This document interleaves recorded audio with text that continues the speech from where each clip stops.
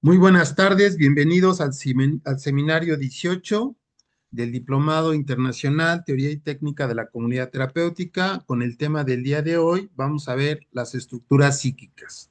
Esta es continuidad de la primera sesión que tuvimos hace unos días, de que revisamos en general cuál es el acercamiento freudiano a las estructuras psíquicas, ¿no? Que vimos generalmente lo que era el yo, el ello, el superyo y cómo funcionaba el sistema.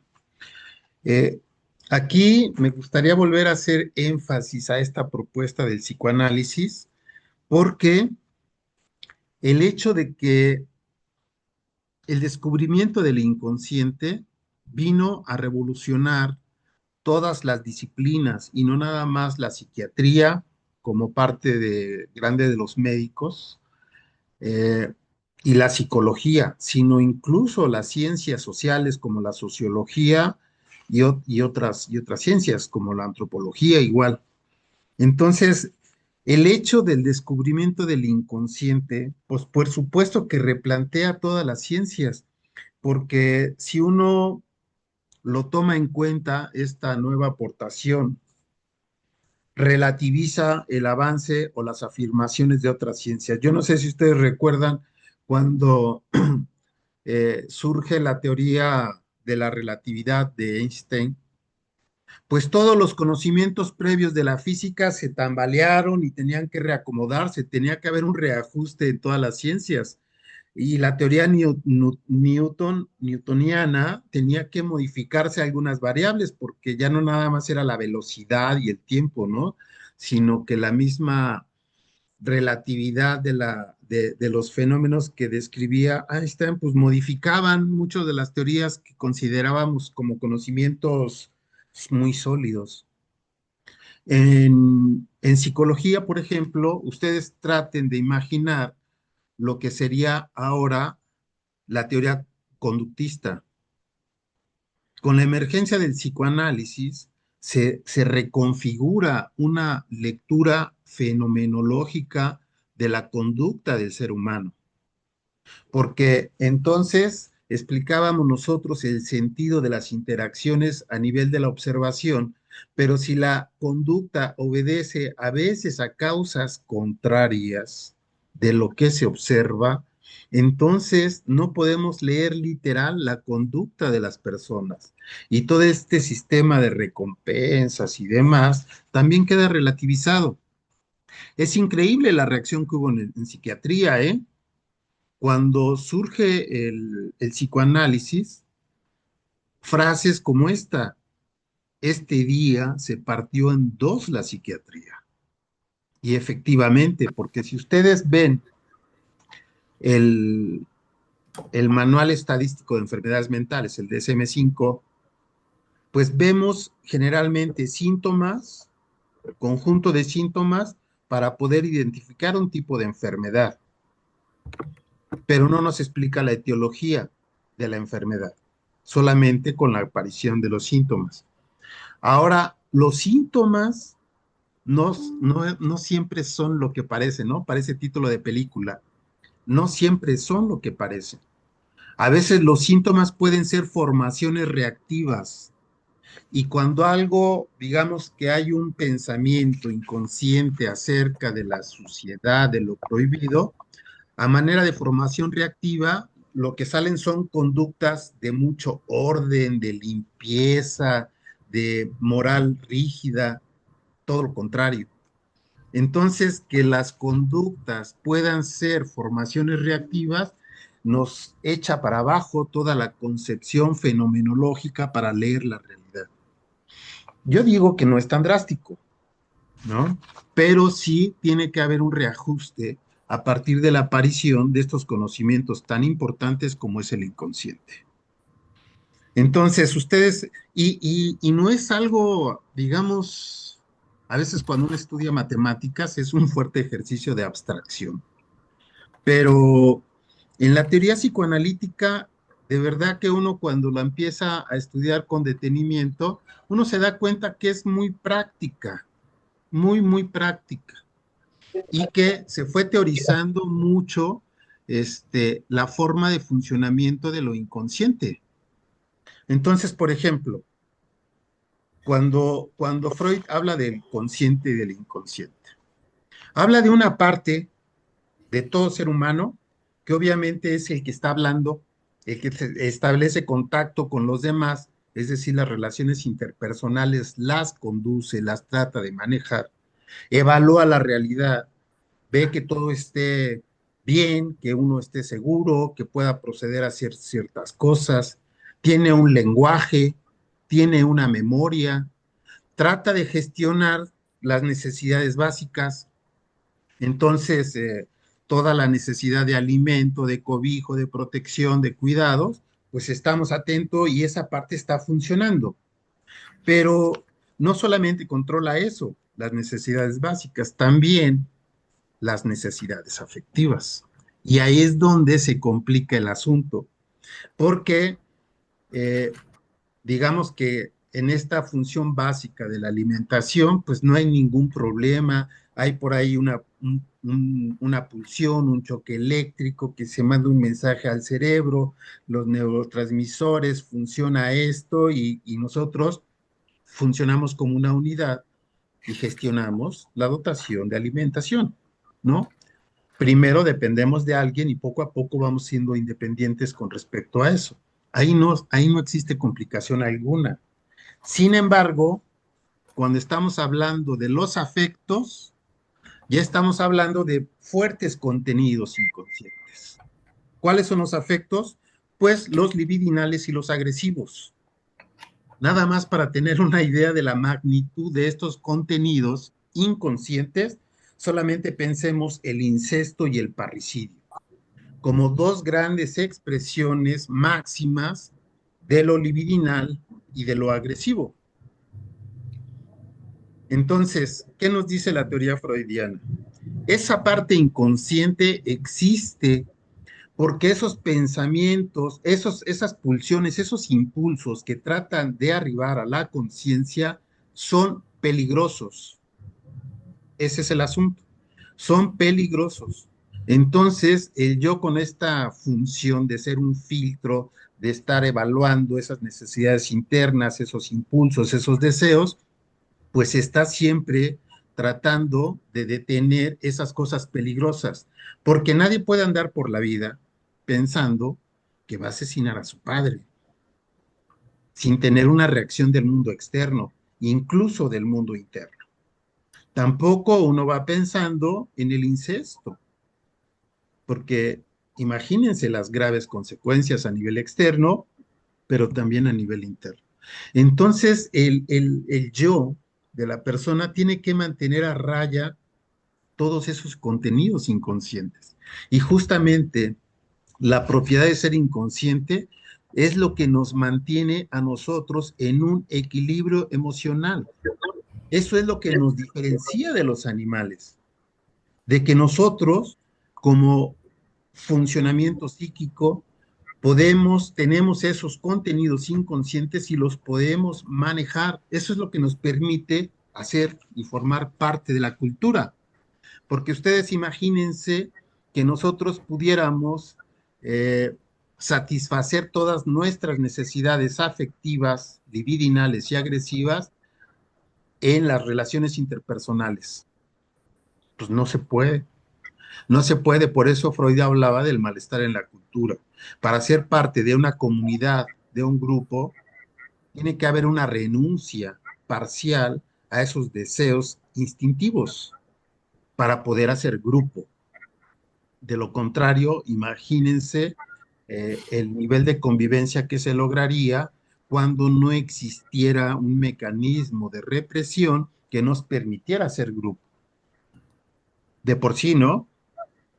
Cuando existen cuando fallan estos filtros, es decir, cuando hay altos niveles de violencia, cuando ocurren abusos sexuales dentro de la familia, pues entramos en una serie de crisis.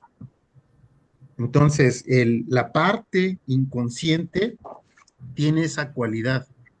Cuando no es peligrosa, se tramita sin problema. Pero cuando es peligrosa, activa todo el funcionamiento psíquico para cuidar la estabilidad emocional. ¿Y qué es lo que pasa? Entonces lo reprime, y eso es lo que conocemos como conflicto psíquico. Es decir, una fuerza que quiere emerger, irrumpir a la conciencia para ser descargada, y otra que se le opone, es decir, el yo y el ello son contrarios ahí. Y lo reprime. Después pasa algo que de verdad teóricamente es espectacular, porque los contenidos inconscientes no quedan guardados para siempre y reprimidos. Buscan una manera de volver a emerger. Y aquí es donde se viene una operación magnífica por parte del sistema psíquico. Aparecen de manera disfrazada para no ser tan amenazantes y se tengan, aunque sea, satisfacciones parciales, y también parcialmente no permitir que surja tal cual venía en un primer momento. Eso es espectacular, ¿eh? Es espectacular. Que los síntomas sean formas disfrazadas de los impulsos inconscientes es una cualidad tremenda del ser humano. Entonces, entendiendo los síntomas bajo este esquema, no podemos decir otra cosa más que los síntomas son los representantes, la parte observable de los conflictos psíquicos y de los mecanismos de defensa. Es decir, la represión es un mecanismo de defensa. La regresión a formas de funcionamiento mental previos es un mecanismo de defensa. Y después la forma en que surgen esos síntomas es producto de los mecanismos de defensa. Ya decíamos que el principal mecanismo de defensa en las neurosis es la represión, pero en la psicosis es la disociación.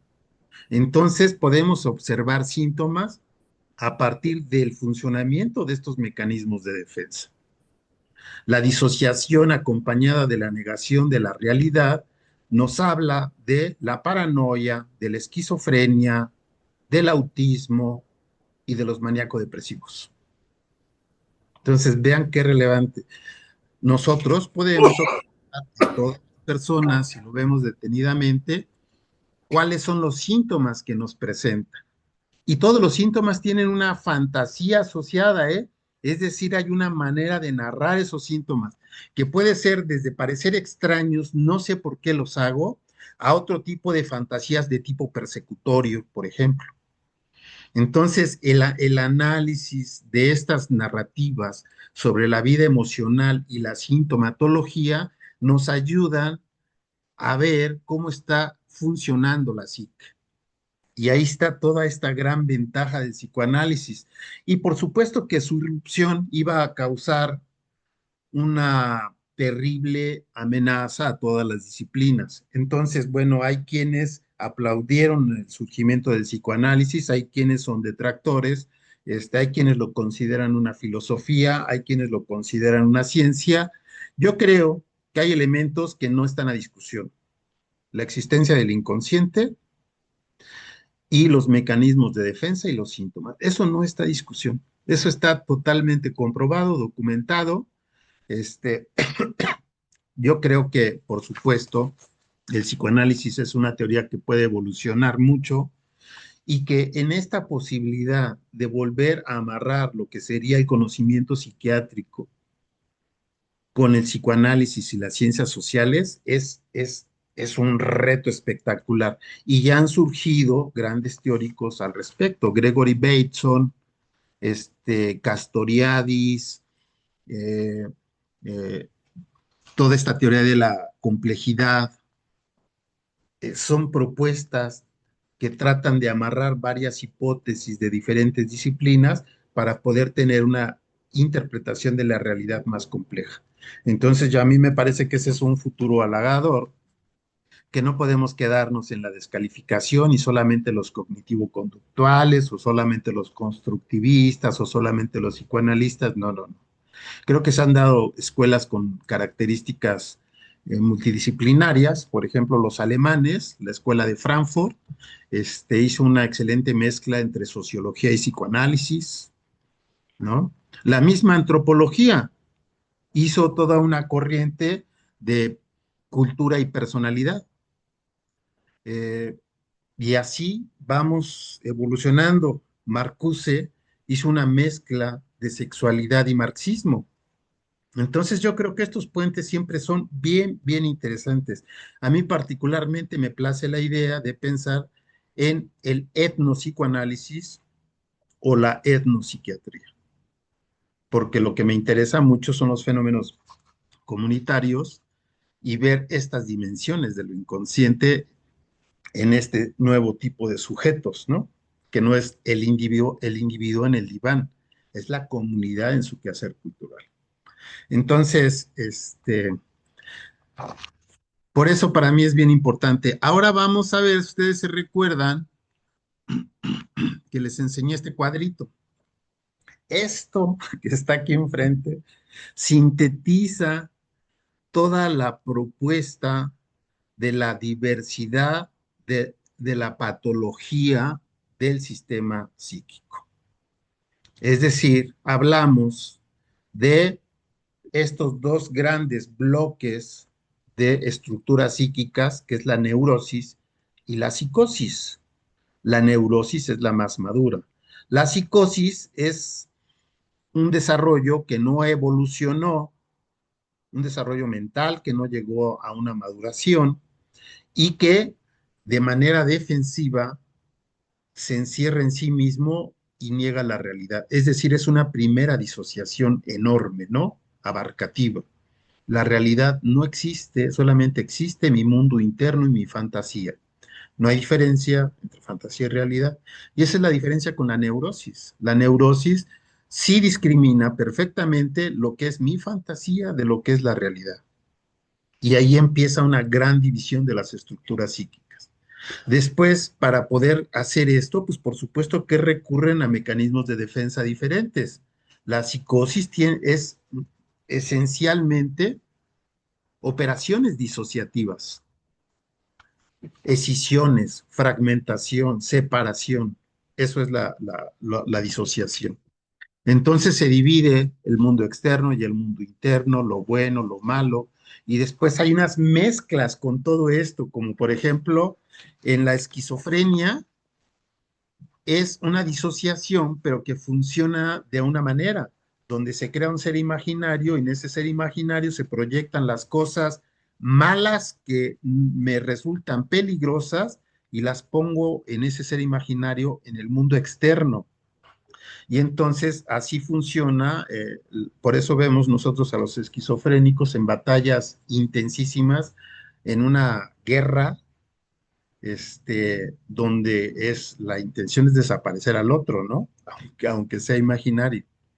Pero esta disociación puede ser menos grave cuando no se hace en un ser imaginario, sino que se hace en un ser de carne y hueso, en otro. Entonces nosotros, pues sabemos que somos muy proyectivos y siempre culpamos al otro de nuestras desgracias cotidianas, de los grandes errores que cometemos y del nivel de sufrimiento que padecemos. El otro es el culpable. Pues esa es una disociación y es básicamente un sistema proyectivo, ¿no? Y todos tenemos pareja, ¿no? Bueno, quien no, que tire la primera piedra.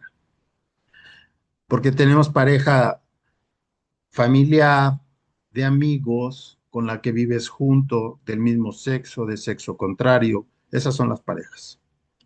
Somos gregarios, ¿no? Eh, es diferente que tú tengas vínculos a no tener vínculos. De hecho, hay investigaciones muy interesantes donde se calculan el número de vínculos y vínculos significativos de una persona y estos varían de acuerdo a estructuras psíquicas y patologías graves. Es decir, cuando la patología es más grave, disminuyen significativamente el número de vínculos. Y cuando estás, digamos, más cercano a la neurosis con un buen funcionamiento mental, una buena manera de gratificación de las necesidades afectivas, tienes un mayor número de vínculos. Esto es interesante. Después tenemos los de en medio, los TLPs. Aquí tenemos todos los que menciona el DSM-5, ¿eh? No lo dicen ellos, pero el psicoanálisis sí los incluye y entonces todos estos trastornos límite de personalidad están incluidos en los trastornos del carácter. Ahí están los histriónicos, compulsivos, esquizoides, ciclotímico, paranoide y dependiente. Y también todas las personalidades psicopáticas y los de la sexualidad, ¿no? Ahí está el fetichismo, paidofilia, sadismo, masoquismo, exhibicionismo y voyeurismo. Y después tenemos este bloque de toxicomanías, anorexia y bulimia, sí. O sea, es el que más ronda los comportamientos o el funcionamiento psicótico. Están en la frontera, por eso se les llama limítrofes o fronterizos o borderlines, ¿no? Vale, ahora vamos a ver, esta es una introducción, ¿eh? Hay que leer más detenidamente, hay que estudiar más y hay que seguir exponiendo algunos contenidos para entender todas estas, pero por ahora vamos a hacer una introducción a las neurosis. Entonces, neurosis significa la existencia de un conflicto psíquico, como venimos diciendo, de tipo inconsciente, que se expresa a través de sus diversos síntomas. Lo que uno ve es el síntoma, pero ese síntoma es resultado de las tensiones internas y relaciones insatisfactorias. Lo que se ve son los síntomas. Sensación de ahogo, vómito, contracturas, amnesias, convulsiones, parálisis, compulsiones a realizar actos que no se desean, alteraciones del nivel de conciencia, dificultades relacionales, ejercicio de la sexualidad y que todas estas no obedecen a alteraciones somáticas. Entonces, información para los médicos. Estas son de origen mental, psicológico, es decir, de conflictos internos que se convierten en trastornos y entonces el desarrollo de la patología. Y es increíble, ¿no? Porque una parálisis que no tenga una raíz somática, un problema orgánico del cuerpo, es de origen mental. Si corriges la situación mental, curas el síntoma de la parálisis, que eso lo veíamos mucho en las histerias. Después, bueno, estas dificultades, el hecho de que aparezcan síntomas es automático. Hay síntomas porque es cosas que fueron impulsos que fueron reprimidos y surgieron transformados, de tal manera que el síntoma desfigura el conflicto emocional. Por eso se tiene que hacer un trabajo de investigación en la terapia para saber a qué están respondiendo esos síntomas y ver qué conflicto es al que responden, ¿no? Cuando sucede esto, es decir, que se tuvo que hacer una represión y surgen los síntomas, pero no alcanzan a lograr la estabilidad y permiten el desarrollo de la enfermedad, es en automático. Lo que está pasando es que el yo no está pudiendo manejar los impulsos internos, libidinales y agresivos, no los ha podido descargar, los ha intentado reprimir, pero la represión no es suficiente y surgen a manera de síntomas y esos síntomas tienen unos efectos que dañan toda nuestra vida emocional y relacional. Y nuestra estabilidad está permanentemente amenazada por la ocurrencia de esos síntomas. Entonces, en general podemos decir que el trastorno psíquico es un fracaso del yo en manejar estas contradicciones, estos conflictos. El conflicto, la señal de alerta, que venga un impulso peligroso que dije, toca la campana, es, eso es lo que llamamos ansiedad en todos los trastornos. Esa es la ansiedad. Y la señal de alarma es lo que activa que recurramos a mecanismos de defensa para poder disminuir el monto de ansiedad. Vean, aquí ya estamos hablando de una línea para manejar los estados emocionales y la ansiedad, no necesariamente con medicamento, sino con una terapia, una terapéutica que tenga que ver con el manejo de los contenidos emocionales. Entonces, Eh, si lo que motiva la defensa es la ansiedad y el surgimiento de los síntomas, entonces tenemos que hacer todo este trabajo de deconstrucción de los síntomas para entender la lógica de nuestro comportamiento y nuestro nivel de sufrimiento psíquico. Ahora, cuando uno reprime un impulso y tiene una regresión, nosotros podemos regresar a formas de funcionamiento psicótico, ¿eh? O a formas de funcionamiento no tan, tan primitivo, siempre se dice primitivo, arcaico o originario a las primeras etapas del desarrollo. Entonces, y aquí la regresión, fíjense que tiene un elemento muy importante, porque si hay una hay un punto de fijación en el pasado donde hubo impulsos libidinales o agresivos muy intensos, y tuvimos que hacer una fuerte inversión de la libido para neutralizar esa agresión, se nos queda como una cicatriz, como una huella. Pues bueno, esos son los puntos de atracción de las regresiones. Y podemos regresar a la etapa oral, a la etapa anal, a la etapa edípica. Hay tres posibilidades. Y de eso depende que sea un brote psicótico o sea un problema más de una neurosis. Cuando la fijación es muy fuerte, cualquier cosa nos lleva allá. Esto, vean qué valioso es saber esto. Cuando una fijación es una gran cicatriz porque fue muy intensa, eso va a ser un punto de atracción muy poderoso frente a cualquier problemática que tengamos en la vida actual. De hecho, el conflicto psíquico que tenemos en la vida adulta no corresponde a la vida adulta solamente. Es un conflicto actual que activa un conflicto anterior. Entonces, una frustración actual nos lleva a una frustración antigua y se refuerzan mutuamente. Bueno, entonces, si el punto de fijación es fuerte, cualquier cosa que pase en la vida actual nos va a llevar allí, a ese punto. Y puede ser psicótico o neurótica la regresión, ¿vale? Cuando no es muy fuerte las fijaciones, quiere decir que tuvimos una maduración adecuada. Entonces necesita pasar algo muy fuerte en el mundo externo y en la actualidad para que me haga funcionar de una manera regresiva. Si se entiende esta inversa situación, ¿no? Puntos de fijación fuertes, cualquier cosa nos manda de regreso allá. Pero si no tenemos puntos de fijación así de intensos y fuertes, lo que necesitamos es un estímulo bastante fuerte de la actualidad, casi un trauma, para tener formas de funcionamiento regresivo. Ujú. Entonces es un yo débil. Las ansiedades, por supuesto, también dependen del nivel de la regresión. Acuérdense que hablamos de esa primera huella que tenemos que al nacimiento, que significa un trauma porque es una sensación de muerte.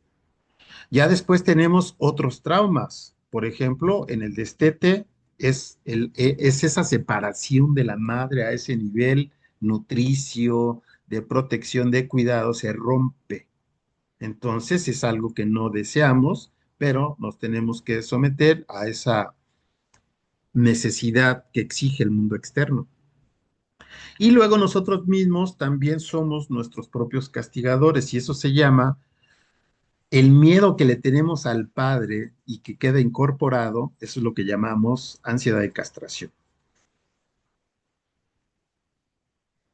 Muy bien.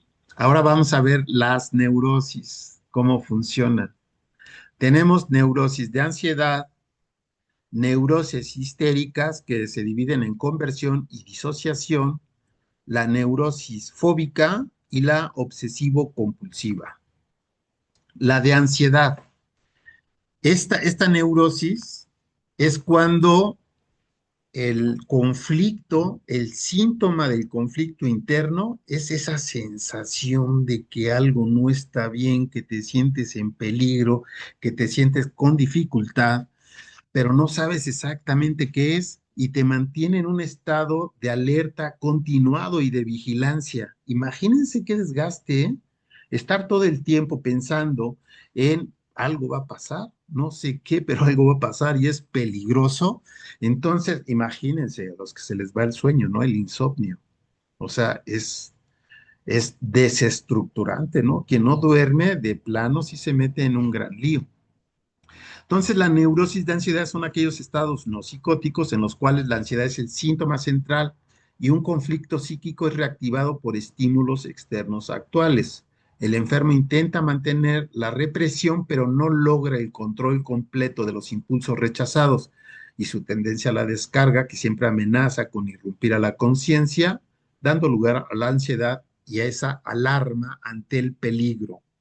Entonces, ahí está, hay una neurosis donde nosotros nos sentimos permanentemente en un riesgo, pero no sabemos, es como un miedo sin causa. Y ahí está, y nos mantiene en extrema vigilancia. Esa es la neurosis de ansiedad.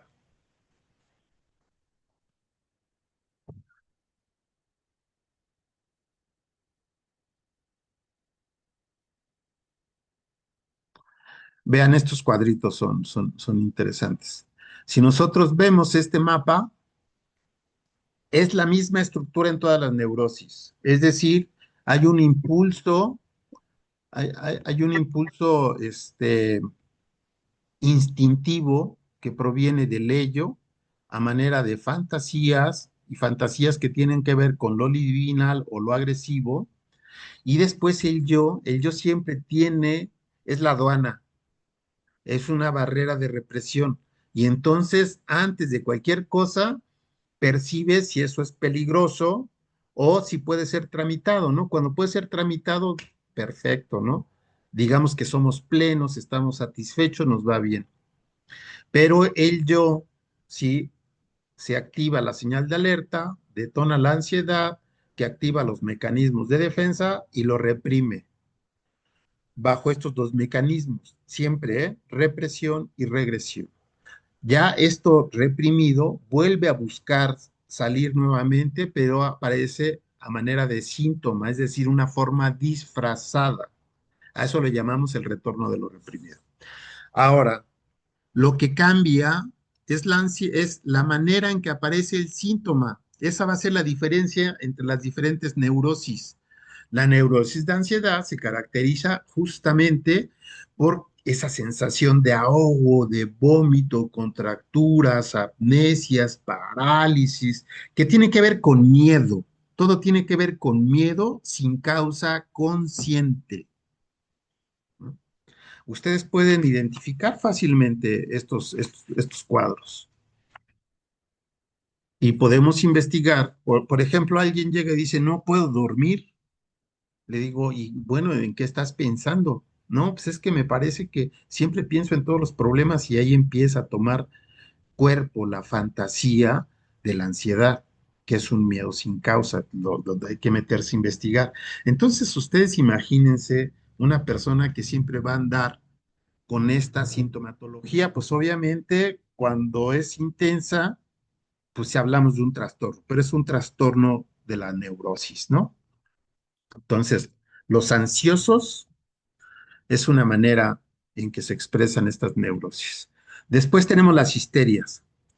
Esta de conversión es fenomenal, porque es exactamente lo mismo. Son un conflicto interno, una represión, aparece el síntoma. Pero aquí la diferencia es que el síntoma aparece proyectado, es decir, el peligro y el deseo, el impulso y la defensa quedan proyectados en lo somático, en una parte del cuerpo. Ya no es la ansiedad, ya no es el miedo sin causa, sino que queda localizado en el cuerpo. Y entonces se me paraliza un brazo. Regularmente se escogen zonas erógenas, pero toda la piel es una zona erógena. Y ustedes ven esas convulsiones como la epilepsia, parecen verdaderos coitos. Esas son los síntomas, ¿eh? Los síntomas parcialmente descargan el impulso, en este caso erótico, pero también reprimen el impulso en parte y por eso sale de esa manera disfrazada. Entonces nosotros vemos convulsiones que parecen coitos. Bueno, después da hasta culpa, da cierta culpa porque se descargó un impulso erótico que era peligroso. Y ay, nanita, ¿no? No nos vayan a castigar. Entonces, esta es la historia de conversión. Es el mismo mapa, mismo conflicto y el síntoma se localiza en el soma. Ahora vamos a la de disociación. Entonces, en la histeria de disociación se separan algunos elementos para que no sean peligrosos. Falla el yo, ¿no? Y una disociación excesiva, pues son esos fenómenos que nos ocurren como amnesias o el sonámbulo. Entonces esa fantasía, ese impulso se disocia de todo lo demás y aparece de una manera disfrazada, aislada, que no se conecte con nuestra vida ni con nuestra conciencia para que no sea peligrosa. Así se le quita el peligro al impulso erótico y también a los agresivos, ¿eh? Entonces, es el mismo comportamiento, pero tenemos diferentes tipos de disociación, como la amnesia, despersonalizaciones que ya no sabes ni quién eres, ¿no? Ya andas por el mundo así como si fueras un extraño. El sonambulismo, la doble personalidad es otra, ¿eh? Que en un grado menor no hay problema, es lo que le llaman bipolar los psiquiatras, pero en un grado extremo son las esquizofrenias. La disociación evita la ansiedad que causa el conflicto y así se resuelve. Ser disociado está grueso, ¿eh? Está grueso, porque si el flujo de energía es permanente, siempre va a haber el conflicto y entonces los síntomas van a aparecer de una manera muy frecuente hasta que no se resuelva el conflicto. El conflicto se resuelve cuando es consciente. Y entonces el yo se fortalece y puede operar mejor. Neurosis histérica, bueno, ahí está ya la etiología. Aquí yo les dejo unas notas que resumen muy bien. Este, ahora vamos a la neurosis fóbica. Esta es genial, es genial. Es el mismo conflicto, el mismo proceso de represión y el síntoma ahora aparece de manera diferente. Entonces el peligro es proyectado en el mundo externo y por eso le tienen miedo a las arañas o a las alturas o a los espacios abiertos. Entonces el síntoma se desconecta de la realidad psíquica. Esa justamente es el sentido del manejo de los contenidos inconscientes, que no sea peligroso para la conciencia y que no irrumpan estos impulsos peligrosos. Por eso el síntoma tiene que no tener una conexión directa con la conciencia o con el impulso. Tiene que quedar desfigurado completamente. No sé si ustedes han leído un poco de la teoría de los sueños de Freud. Es súper interesante, porque en los sueños, los personajes que surgen es nuestro mundo interno, no pueden venir de otro lado, ni son premoniciones, ni son iluminaciones, ni es nada que no exista dentro de nuestra cabeza. Entonces los personajes de las historias de los sueños son los elementos de nuestro mundo interno. Las escenas que suceden en los sueños es el mundo relacional interno. Ahora, esos objetos internalizados, como está desactivada la atención, no está funcionando la represión. Entonces puede pasar cualquier cosa. Así regularmente ocurre el sueño húmedo, ¿no? Es decir, el sueño es una forma de realización de los deseos, pero también de los traumas. Entonces, por ejemplo, alguien que fue secuestrado y no ha elaborado esa experiencia traumática, lo va a soñar recurrentemente con la angustia de la primera vez.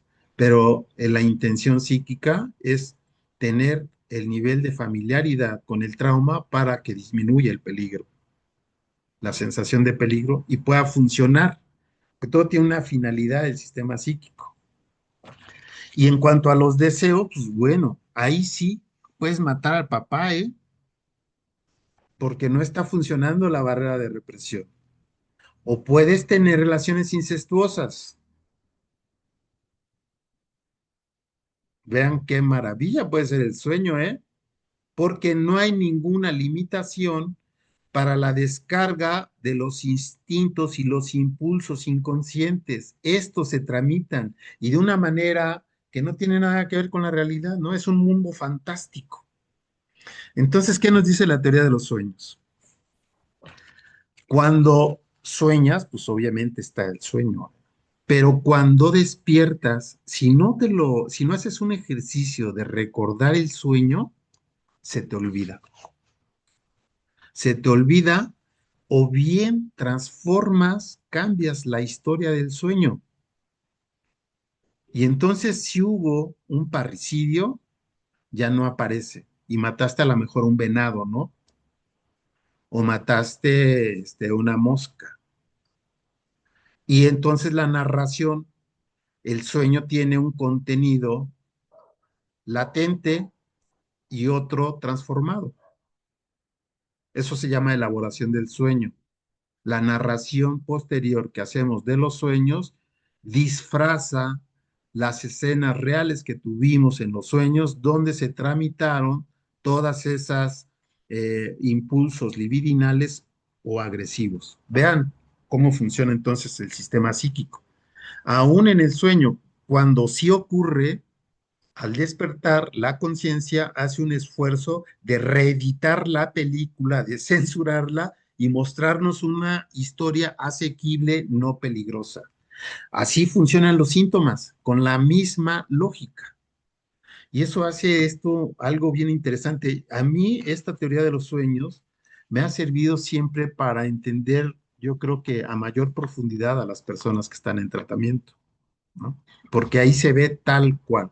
Las formas regias de poder conocer el inconsciente de otra persona es conocer sus sueños. Obviamente, en el tratamiento, él te va a narrar una historia deformada del sueño, pero si reacomodamos los personajes, podemos llegar a una forma cercana de lo que realmente soñó, ¿no? Y poder identificar la gestión y la descarga de los impulsos libidinales. Es importante narrar esto de los sueños porque nos explica también cuál es el sentido sobre el cual aparecen los síntomas. Es esa deformación, una forma oculta y disfrazada de la tramitación de los impulsos libidinales y agresivos. Y ahí estamos. Entonces, en la neurosis fóbica, lo que nosotros hacemos es que nuestros impulsos peligrosos, por ejemplo, los incestuosos, y el miedo de castración del padre, porque no le van a gustar que tengamos esos impulsos, lo transformamos en un miedo, como en el caso de Juanito, a que el caballo lo muerda. Y de veras, las fantasías no pierden esa lógica, ¿eh?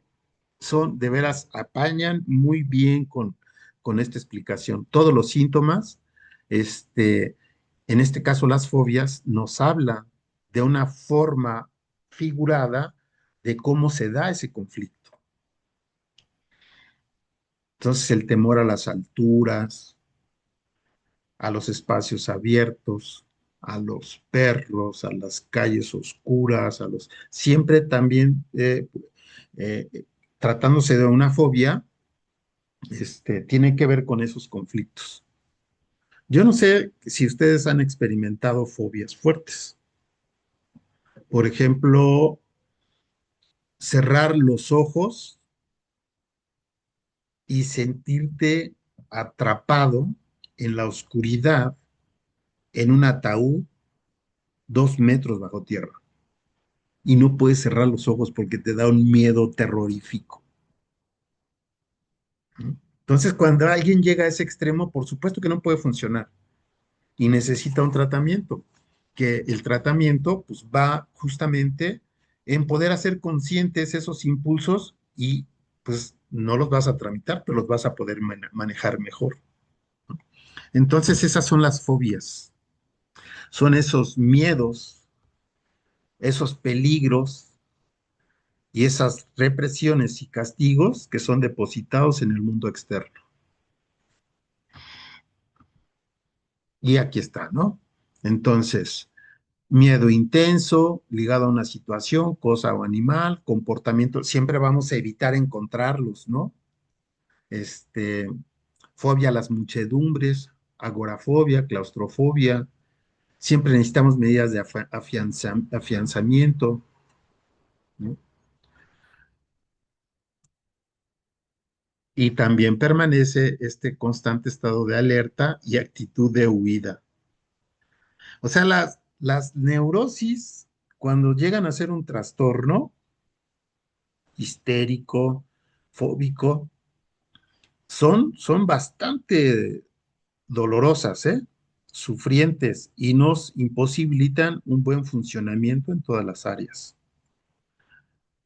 Nada más de que eran las enfermedades clásicas de la época victoriana. Ahora ya tenemos muchos trastornos límite de personalidad. El desarrollo de las enfermedades mentales va evolucionando con la historia también. Ahora esta de la neurosis obsesivo-compulsiva. No sé si vieron la película de Jack Nicholson, Mejor Imposible, donde él evitaba pisar las ranuras entre un mosaico y otro, ¿no? Porque pues si pisaba iba a pasar algo terrorífico. Entonces no pisarlo era un ritual para evitar el peligro. Entonces, la neurosis obsesiva se caracteriza por la presencia de ideas, sentimientos, impulsos no deseados por el sujeto que se imponen de manera intrusiva en la mente. No te puedes desafanar de ellos. Aunque tú hagas tus ejercicios de Reiki, de meditación, ahí van a estar. O sea, son bien peleones. Esos contenidos los vas a tener asediándote todo el tiempo y ni la metafísica ni nada te los va a quitar, ¿eh? Eso se refiere a lo obsesivo. Lo compulsivo es la parte que te empuja al acto para neutralizar la ansiedad que produce el conflicto. Entonces, un acto ritual para evitar el peligro. Esta neurosis obsesiva casi siempre te lleva a una etapa que está cargada de agresión, como sería la fálica. Entonces, los contenidos peligrosos que emergen es imágenes o fantasías de matar al padre, del incesto, pero en su versión más sádica posible. Entonces, el principal mecanismo de defensa de la neurosis obsesivo-compulsiva es la formación reactiva. Y esa cosa de lavarse las manos cada 5 minutos es una forma reactiva de limpieza por la suciedad de los sentimientos o los pensamientos que tenemos. O que se te olvida que dejaste la llave abierta del gas, o la regadera prendida, o no te acuerdas si le pusiste el seguro al coche, y siempre tienes que regresar, y siempre tienes que regresar, y siempre tienes que verificar, y lo estás haciendo constantemente. Entonces, esos son los rituales que uno, obviamente, el ritual no tiene nada que ver con el conflicto y el contenido de las fantasías. Lavarse las manos, ay, pues qué higiénico, pero como formación reactiva, qué sucio, ¿no? ¿Qué cosas estarás pensando? ¿Qué fantasías te estarán rondando? Ser bien pulcros y bien moralmente pertinentes. Acuérdense del policía que seguía a Jean Valjean en Los Miserables, cuidando el orden, la moral, la justicia. Si esos son formaciones reactivas, obviamente nos está hablando de lo contrario. Noemí tiene una pregunta, Simón. Sí, Sí, no, gracias, muchísimas gracias. Oye, hace rato hablabas de las medidas de afianzamiento en la neurosis fóbica. ¿Son distintas de los rituales? ¿O cuál es la diferencia entre unas y otras? no, el afianzamiento tiene que ver con esta necesidad de apuntalamiento. Como tengo mucho miedo a los espacios abiertos, siempre tengo que salir a la calle con un amigo o un familiar. Pero eso no se puede entender también como un ritual. No, porque lo que haces es rodearte de algo. Un ritual tiene que ver con que tú seas exageradamente observador de las reglas o que todas las mañanas te laves 50 veces las manos o se te olvidó y ya otra vez regresaste a la media hora a lavarte las manos y permanentemente estás sujeto a eso. Cuando tú, en este caso de las agorafobias, buscas salir con alguien en ese momento. Entonces no es una respuesta recurrente como estas otras. Entonces, lo ritual es que ese es permanente, como el conflicto está ahí, como la energía fluye, nunca se detiene, entonces tienes que sistemáticamente repetir los síntomas, ¿no? Esa es la diferencia, que se vuelve en un mecanismo persistente, permanente, la obsesión siempre está ahí encima de nosotros y el acto compulsivo para expiar el peligro, pues siempre tiene que estar así repetido y es perfectamente detectable, ¿no? Justamente por esa persistencia, esa repetición y esa constancia. Bien, gracias. Entonces, este es el mapa nuevamente de la neurosis, misma mecánica, todos tienen que ver con un conflicto interno, con estos impulsos inconscientes del ello, la función del yo, de reprimirlos y emergen a manera de síntomas, pero en este caso los síntomas tienen que ver con lo obsesivo, es decir, es el pensamiento que siempre está invadido, y por la compulsión, el acto ritual para expiar el peligro. Y tan tan. Entonces voy a dejar de compartir, voy a parar la grabación.